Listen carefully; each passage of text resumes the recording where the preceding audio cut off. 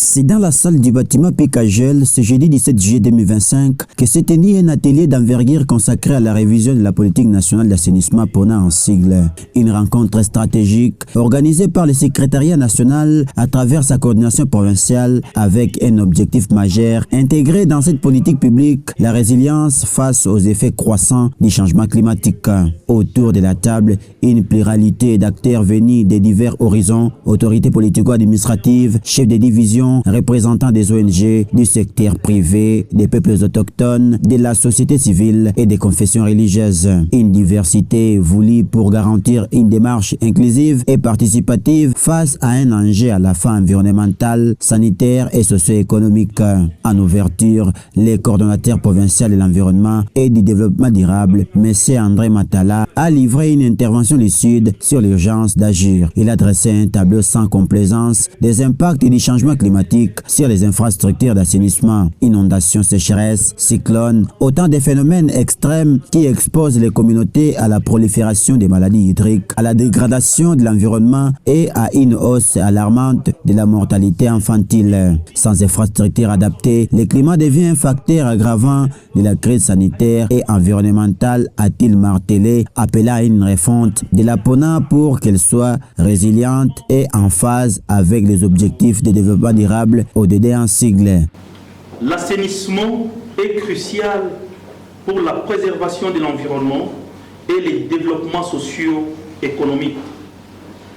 Mais il est également un élément vital pour renforcer la résilience au changement climatique.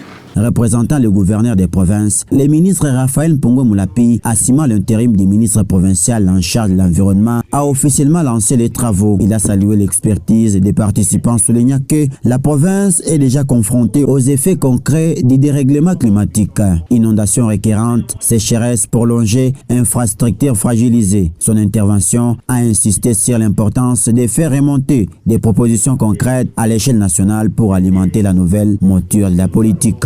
C'est prévu l'organisation des ateliers dans les différentes entités et transmettre nos amendements et nos recommandations en vue de finaliser le processus de révision de la politique nationale d'assainissement. Cette démarche cruciale vise à adapter le cadre politique existant aux défis techniques contemporains et à y intégrer de manière proactive la dimension du changement climatique. Nos solutions doivent être robustes, adaptatives, adaptables et capables de résister aux chocs climatiques futurs. Je déclare donc ouvert cet atelier. Après les allocutions officielles, les participants se sont répartis en groupes thématiques. Chaque sous-groupe a été chargé d'identifier les vulnérabilités majeures, de proposer des amendements à l'actuel PONA et de formuler des recommandations spécifiques pour intégrer pleinement la résilience climatique. Au terme des travaux collaboratifs, une restitution générale a permis de mutualiser les propositions. Le ministre Raphaël Mpongo Moulapi est revenu sur l'essentiel des contributions tout en soulignant certains problèmes structurels qui rendent l'environnement encore malsain dans plusieurs zones de la province. Il a félicité les spécialistes pour la qualité de leur apport et leur implication active. Le plus grand problème qui rend l'environnement malsain, impropre, c'est la gestion des déchets, les immondices.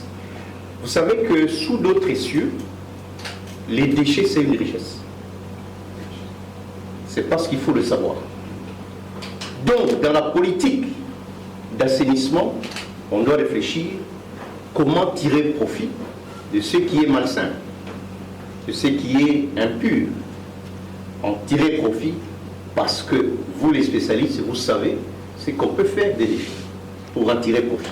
L'atelier de Kalemi s'est clôturé sur une note d'engagement fort. Mais au-delà des mots, les regards sont désormais tournés vers Kinshasa. C'est au niveau national que les recommandations formulées devront être traduites en actes et reflétées dans une PONA révisée, plus résiliente, plus inclusive et plus tournée vers l'avenir.